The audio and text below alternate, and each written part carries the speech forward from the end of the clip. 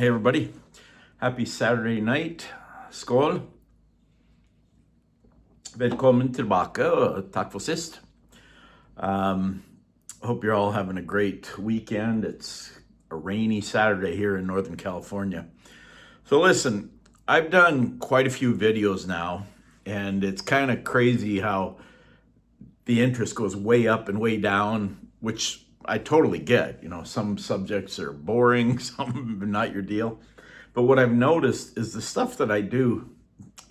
Why did my voice go so high? Apparently I just hit puberty. The stuff that I do when I talk about leaving the Mormon church and the things I did in that church seemed to get a lot of interest.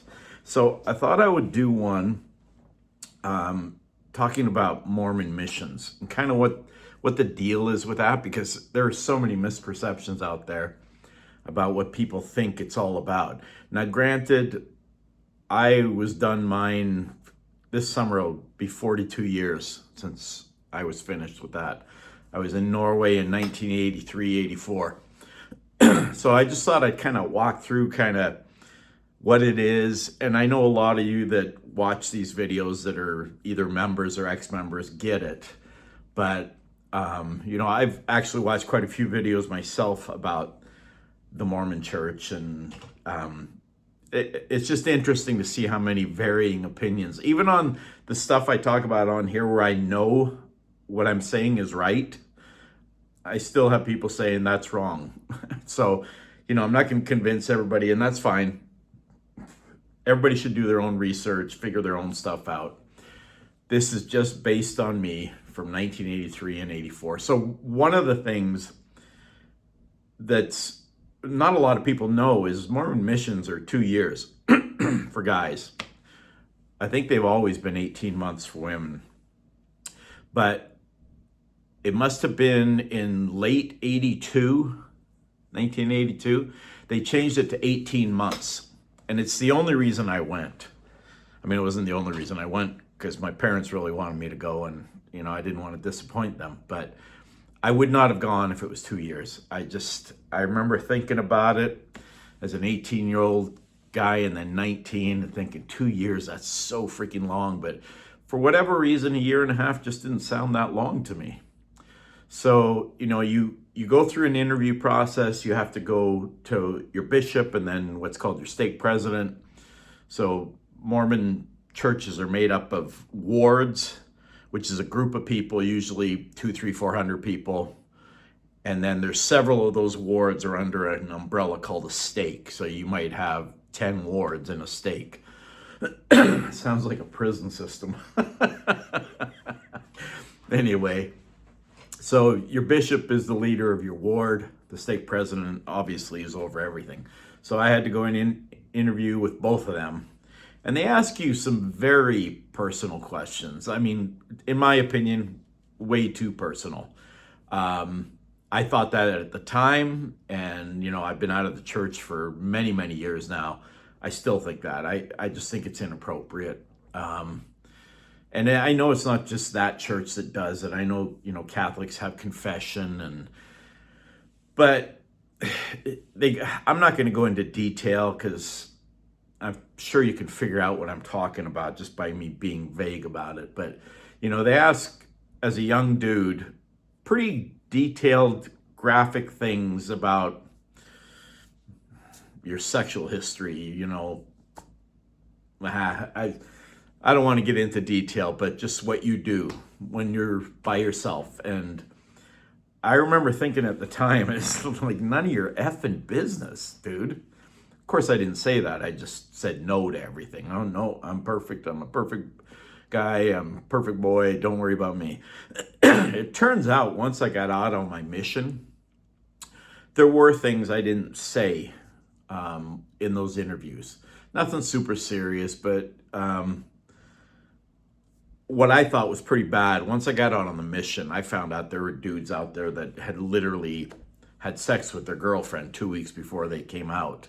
Now, there were instances where they would get sent home if that came out, but there were more that I know of where they let them stay, and it just, it was just part of the deal. I don't know what I think about that.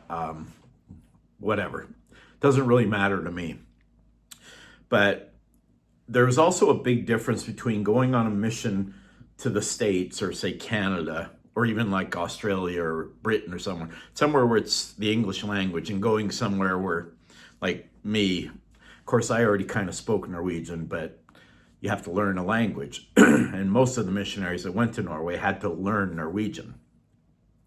So you spend a couple of months in a place called the MTC, Missionary Training Center. I know it's expanded now. I think they have several worldwide now, but at the time it was one in Provo, Utah. And I think there were a few thousand missionaries there at a time. I think back then, excuse me, there were, I don't know, 40 something thousand missionaries in the whole world. No idea what it is now. Just chat GPT it. So you spend some time there, you start learning the language, you learn all your, what do you call them, lessons. You go out, if somebody lets you in their house when you're knocking on their door, you teach them a lesson about the Mormon church. And despite what people think, at least we didn't like just push the Book of Mormon. We would have the Bible there because people can relate to that more than they can the Book of Mormon. To a lot of people, that's like, why are you replacing the Bible? It's not what it is. But so we always had the Bible with, well, I mean, we had both with us, but we would always kind of push that. But when you go on a mission, the church pays for your flight from wherever you're, from the MTC to wherever you're going. So I went to Norway. They paid for the flight there. They also paid for the flight home. Everything else, you got to pay for yourself. The 2 months in the MTC, I don't remember how much it was, but I want to say there's got to remember this 43 years ago. I think it was, I don't know, $1,200 or $1,300, which would be what, $3,000, $4,000, $5,000 now. So it wasn't cheap. And then once you got on the mission, I worked a bunch and I saved some money and it got me through a little bit of it, but my parents kicked in every month. I think it was $250 a month back then, which is kind of funny if you think about it now, because that was my rent, my food, everything, $250 a month. But for them, that was a lot of money. And there are families that can't afford it. And the church does have a fund for people whose families either can't or won't pay for them. Say like my wife and I, we actually had a son that was thinking about going on a mission. And he was thinking about going on a mission long after we left the church. And I was kind of like, I'm not paying for a mission. If he didn't go, it was just kind of a whim. He got met up with a bunch of people that were in the church and he kind of wanted to fit in, I think. But if he'd have wanted to go and had gone, the church would have paid for it. There is a fund for that. But yeah, it's kind of a big deal because, like I mentioned before, those first couple of months of my mission were two of the most miserable months of my life. The only thing that came close was my divorce, which I talked about a few weeks ago around the fire. That was the worst period of my life. But the second worst was that first month or two in Norway. Excuse me. Just depressed and miserable. I wanted to fly home, but I was not going to ask my parents to foot the bill. They would have been so disappointed. I would have been humiliated. I know there's a buddy that watches these videos. He said, I would have sent you the money. I'm glad I didn't know that because I probably would have taken it. And we'd have both been in trouble, by the way. But yeah, so you foot the bill for the whole thing. And so Norway, even though it's not a big country population-wise, it's only 5 million people. It was only a little over 4 million when I lived there. It's very spread out. So at the time, our whole mission, which was called the Norway Oslo mission, was 70 to 90 missionaries. It varied. And you would get sent to all the kind of major cities. I was in a lot of cities. I was in Porsgrunn, well, I'm not going to name them all. I think I was in 7 cities. And And my last one was my hometown of Stavanger, which was really cool because I got to meet up with family members and, live where I grew up, where I was born, and lived until we moved to Canada. So it was pretty cool. But yeah, the mission itself, at least back then, and I've said this before, I know people that went on missions and just screwed around the whole time. It was just like a big party. I never treated it that way. I always said, if I'm going to do this, then I'm going to do it right. I'm going to live the rules. I'm going to do what I'm supposed to do. And I did. I followed the rules very strictly. 7 days a week, we had to knock on doors. The kind of exception, I think Tuesday was our P day, which is preparation day. You're supposed to have the whole day off, but in our mission, it was only till 5 p.m. And then we were supposed to go knock on doors for 3 or 4 hours again. So we knocked on doors anywhere from 70 to 85 hours a week. And they had a newsletter, and they would put each companion, like when you're on a mission, you have a companion with you all the time. And that person and you, they would list how many hours you tracked it. It was called tracting when you knocked on doors per month. And we were consistently at the top. It was like 300 hours a month. I mean, it was insane. And for the most part, in Norway, they're not interested. Almost everybody belongs to the Lutheran church, the state church. Almost everybody only goes to church for major events, baptisms, confirmations, Christmas, Easter, that kind of thing. So they're just not interested. So we knocked on thousands of doors, and rarely did anybody let you in. Now, on my mission, if somebody is interested and they decide they want to become a member of the church, you baptize them. And it's not like some of the churches that do a little sprinkling on their head. You put them under the water and you say a little prayer thing. And I believe that I was involved in 7 baptisms the whole year and a half I was there. Now, that sounds like nothing, but in that mission, the average was like 0.8 baptisms per missionary per mission. Now, I had a friend who was in Korea, and they would baptize like 25 people a week. But it was, there was more involved there. I think some of it was financial because the church has a really good welfare system. Anyway, and some of the girls were just interested in the guys, so they'd get baptized. But yeah, so it was no party. The only thing I did wrong at all as far as breaking the rules is I hit a wall at about 15 or 16 months. I was out 18 months. It's probably 16 months. We had a guy, we've been knocking and knocking and knocking. And at this point, I've been doing it for, damn near a year and a half. And not only did he tell us off and slam the door on us, he spit on us and closed the door. And after that, I just stood there. I think the guy that I was serving with was convinced I was going to bust the door down because it was beyond rude. I mean, I get it, we're annoying you. But I just stood there and I said, that's it, I'm done. And he's like, what are you talking about? And my companion at that time was a Norwegian. He was from Oslo. Still in touch with him. Fantastic dude. I had so much fun with that guy. But I lost my train of thought. Oh yeah, I said, I'm done. And he's like, what are you talking about? I said, I can't do this anymore. I'm not going to do this anymore. This is crazy. These people don't want us here. Why are we doing this? This is stupid. And I actually wrote the mission president. So, it took a couple days for the letter to get there, a couple more to get back. And I just stopped.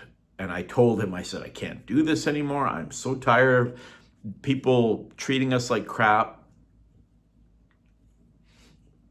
And he wrote back a really nice letter. Said, I get it. I understand. Take a couple days and just do nothing for a while. So he was really cool. My first mission president was a jackass. He was literally, now he had some reason here. He had been a prisoner of war, and he served in the Norwegian underground during World War II when the Nazis invaded Norway and took over Norway. So he was part of the resistance, but the story was that he had gotten caught and they had broken all his fingers torturing him. So, he had a bit of a reason to, if he saw a Mercedes or something, he'd swear. But he just wasn't a very nice dude. He was pretty old. And when we got a new mission president, he was, by comparison, very young. I think he was probably in his 50s. He was from Pocatello, Idaho. I won't say his name, but good dude. There was actually a documentary on Netflix, I think it was, a couple of years ago. And it involved his brother's family and a kidnapping. Anyway, that's all I'll say. But nice dude. And so I did take a few days off and just relaxed, kicked back. And I decided, you know what? I've only got whatever it was, 7 weeks left. I can do this for 7 more weeks. I've done it this long. I can do it. But when I took that little period off is when we were kind of like, screw it. And we went to a movie. We weren't allowed to go to movies. I remember the movie Indiana Jones and the Temple of Doom. And I didn't know they cut this out there, but in Norway, back then at least, graphic stuff they did not like. So when the guy pulls the heart out of the other dude in the kind of cage hanging over the volcano thing, they cut that out, but it's irrelevant. Yeah, we went to that movie and I felt kind of guilty because, so this is kind of a crazy side story. So we're hanging out, we're just wearing jeans and t-shirts, and so you can't tell that we're Mormon missionaries. But we're speaking English. No, we weren't. We were speaking Norwegian because he was Norwegian. Anyway, we hear these two girls kind of behind us speaking not just English, but American English. And you have no idea how awesome that sounds after that long without hearing it. And when we turned around, they're hot. Turned out, I can't remember if they were 17 or 18. I was 19, or I guess I was probably 20 at that point. And we talked to them for a little bit, and it was obvious there was like a connection, but we're like, we got to get the hell out of here. We are going to get ourselves in big trouble. And so we kind of lost them. Well, they found us at the movie in the theater and sat with us and were flirting with us. And I can't remember how we ditched them, but we did. I was like freaking Joseph in the Bible running away.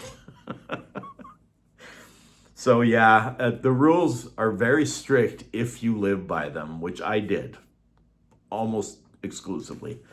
When it comes towards the end, you do start getting antsy, excited to go home and go back to real life. You live this, and I'd heard all these stories about when you come back home, it's so hard to adjust to real life again. I did not have that problem. When I got home, I jumped right back into real life, dating. Instantly, I'm hanging out with girls because I was not allowed to for a year and a half. Are you kidding me? Pretty girl comes along, let's go do something. I don't care what it is. I don't care if we just sit and have coffee and talk. But yeah, so it gets pretty exciting. About, I want to say, maybe 5 weeks or so before you're going home, they send you a letter, a kind of a package. It's like your whole release thing. And it's told me the date I was going home, which I believe was August 31st, 1984. Which is kind of funny because I think I've told the story before about how when I was serving that mission in Norway, the Norwegian army found out I was there, and I'm a Norwegian citizen, and they said, you're serving in the army for a year and a half.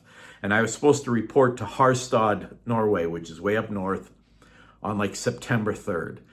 Well, my papers said I was going home August 31st. In fact, one of the dudes that ended up being the prophet/president of the Mormon church, Thomas Monson, if you're familiar, I met with him alone in an office at my mission president's house because when I got drafted, I'm like, I don't want to do this. I'm ready to go home. I wish I would have done it now, but young guy, I just wanted to get home. So I met with him one-on-one. One of the nicest dudes I've ever met in my life. He was so nice. He looks at me when we sit down. He says, so, you got drafted into the army, huh? And I says, yeah, well, I'm Norwegian. And they found out I'm here. And he says, I guess we screwed up. And if you're familiar with how you get a mission call, it's supposed to all be divine and inspiration, and it's basically God calling you. So the prophet and this committee decide where you're going. And so when he made that joke, I just kind of stared at him, and he started laughing. But super cool dude. They were actually going to take me to Sweden for the last 2 months of my mission, to finish out, so I didn't have to go into the military. But when we found out when the date was for me to report, it worked out that I was home by then. In fact, the Norwegian military actually called me in Canada a few days after that and said, hey, where are you? You're supposed to be here. And they threatened to take my citizenship away. I never did find out if they did. If they did, I'm eligible to get it back because I am Norwegian. I'm born there. Both parents are born there. My family going back 1,000 years is born there. So yeah, you get excited about going home. I had several buddies that we would exchange cassette tapes with. Like, we would talk on the tapes. I had one in Korea, one in Italy, one in Taiwan, and we would send tapes back and forth to each other. And one of my friends got home before me, and he sent me a tape, and he was a really good Mormon boy. I have to tell that story about him too. But he sent me a cassette with a couple of songs on it. And one of them was Everybody's Working for the Weekend, Lover Boy, which was huge back then. And kind of like, you're almost there, dude. You're working for the weekend. So you come home from the mission, you do all this time. I mean, I could go on for hours about what happens on missions. And maybe I'll go into it in more detail sometime. This video is already getting kind of long. So you come home and you give a talk at church. Now, if you're familiar with Mormon church, sacrament meeting is like the main meeting. That's where you take the sacrament and you have several people give talks. Most of the time, it's just a snooze fest. It is so boring. And it's just like sitting through it, waiting. It's not very fun. But when a dude returns or a girl returns from a mission, they give a talk in church. And those are almost always interesting. But one of the main things everybody says, best 2 years of my life, or in my case, best year and a half of my life. And when I went up and gave my talk, I started my talk with, everybody says it's the best year and a half, 2 years of their life. It was not for me. It was one of the hardest times of my life. And I could see people's mouths gaping open like, did he really say that? Oh my hell. And one of my buddies told me after, his mom was just in shock that I said that. Now, I did say that I don't regret it, and it was an amazing experience, because it was. It was not, fun is not the word. It was work. I mean, it was a year and a half of 24-hour-a-day work. Plus, you're with some dude that you don't really know. I mean, a couple of them turned out to be amazing friends. There's only one that I'm in touch with anymore, and that's the guy in Norway. And even him, it's been 3 or 4 years since I talked to him. I had a couple that were just douchebags that I just hated. And you're with them 24 hours a day. The only time you're not with them is when you go to the bathroom. That is it. And that can really wear on you. And it's not always a fun experience. My last two were a blast. One guy, his name was Rick. And it makes me sad that we didn't stay in touch, because we were such good buddies on our missions. And he lives in Utah too, but I have not seen or heard from him since 1984. And then the other one, I won't say his whole name, but his name is Tom. He was the Norwegian, and he is just a good dude, really good dude. So yeah, you give the talk, and then you're back in the flow. In fact, in the Mormon church, they used to call them RMs, returned missionaries. The girls were all looking for the returned missionary. They wanted to date or marry somebody who'd been on a mission, for the most part, not everybody. But yeah, that's kind of how it all goes. And there's so much more to it. That we had to get up at 6 o'clock maybe it was 6:30 every day. We had to read scriptures for a half hour or an hour every morning. And I know it'd be easy to blow off and just say, oh, I did it. But that's not me. If I say I'm going to do something, I'm going to do it. And so when I said I was going to do this, I did the rules. I lived by the rules. I went to bed at whatever it was, 9:30 or 10, and I got up at 6:30 every morning.